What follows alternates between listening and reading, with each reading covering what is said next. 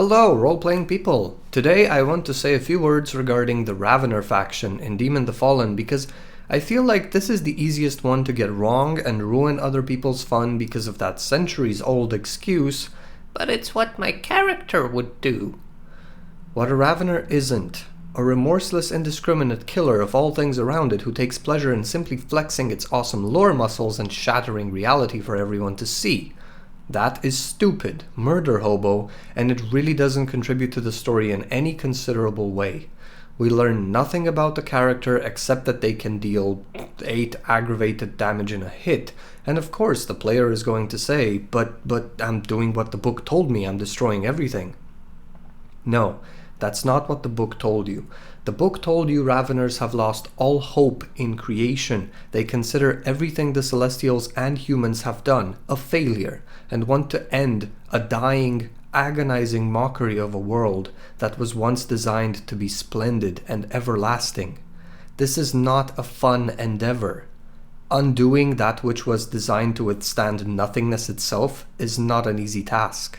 Dealing with other supernatural creatures, dealing with hunters, the undead, Farah, dealing with the earthbound who seek to enslave you by your true name, is not an easy task.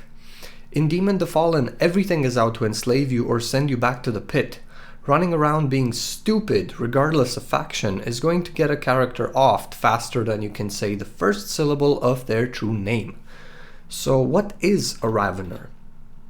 In one word, desperation. Regardless of how Raveners came to this conclusion that all hope is gone, we can assume they have seen the worst of everything, from battlefield cleanup to human experimentation in the bastions of the fallen. A Ravener has seen the worst. And they did what needed to be done, maybe because they were ordered, maybe it was to protect the others from doing something that would have undoubtedly tainted their soul. So maybe they did horrible things for the love of brother to protect others, or maybe they did it because they were afraid of what losing the war would lead to. If that isn't bad enough, the war was lost and all that agony and destruction was for nothing. Then came the pit, millennia of more torture and desperation.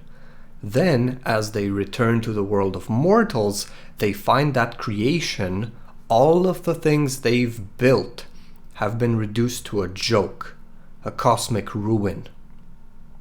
Probably many of their individual creations are gone, so their mark on the world is effectively erased, most likely out of humanity's neglect. The giver and the host are gone.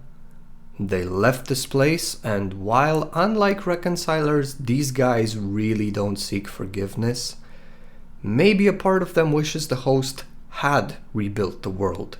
At least it wouldn't have been a living corpse that simply refuses to die. Everyone thinks they're petty because they want to get back at the creator. Not so. The giver and the host are gone. They're gone. They didn't care one bit for what's left of the world.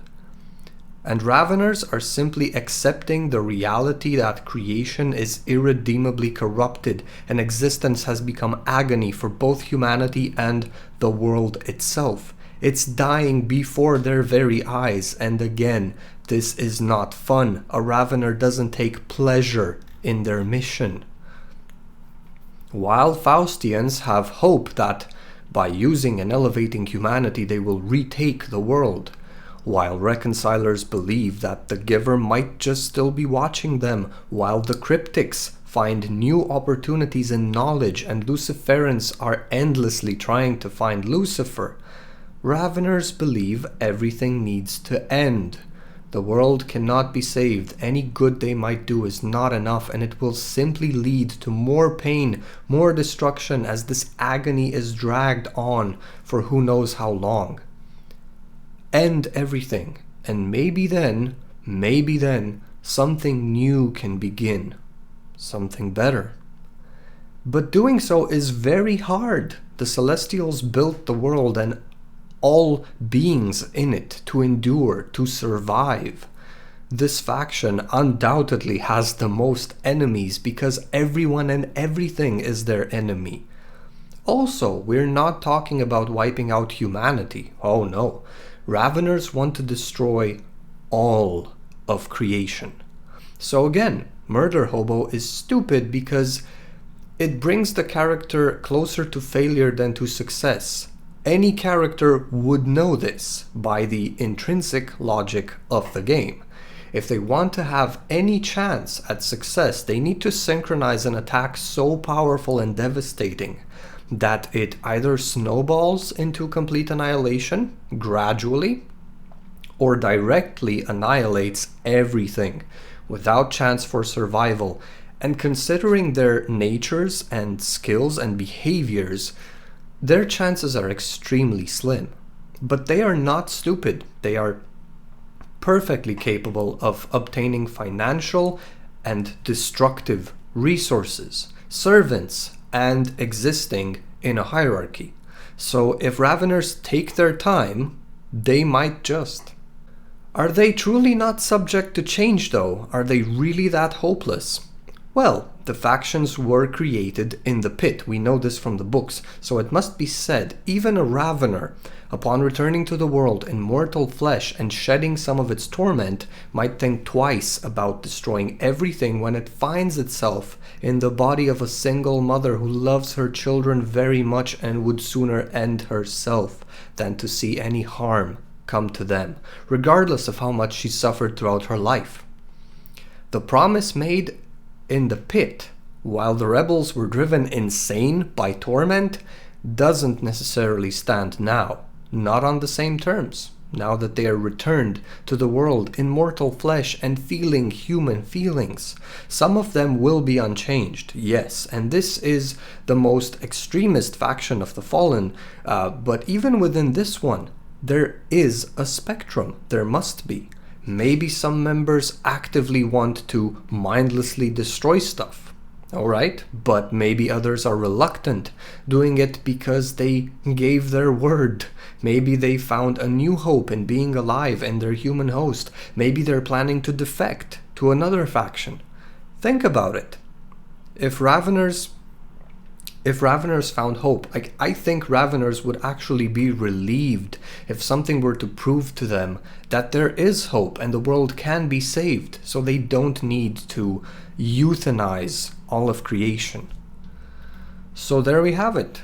That's how I'd consider a Ravener. I'd play it smart, take my time, pretend to be the ultimate uncaring monster because in part I am, but actually listen when someone else has a good idea.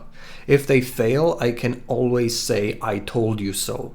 But really, I'd secretly want them to succeed and make the world a better place, because if it gets better, if the world can somehow, miraculously and against all odds, be healed, maybe, just maybe, the character won't have to end everything and itself. Thank you for listening, and I hope this puts Raveners in a new light. They can be tragically fun to play, especially if you're going for the reluctant hero who eventually sacrifices himself archetype. They don't have to jump at the first reconciler in sight. They don't have to murder Hobo. They don't have to ruin the story for everyone else, and they are not stupid. Consider that. Have a good one, and don't forget to play.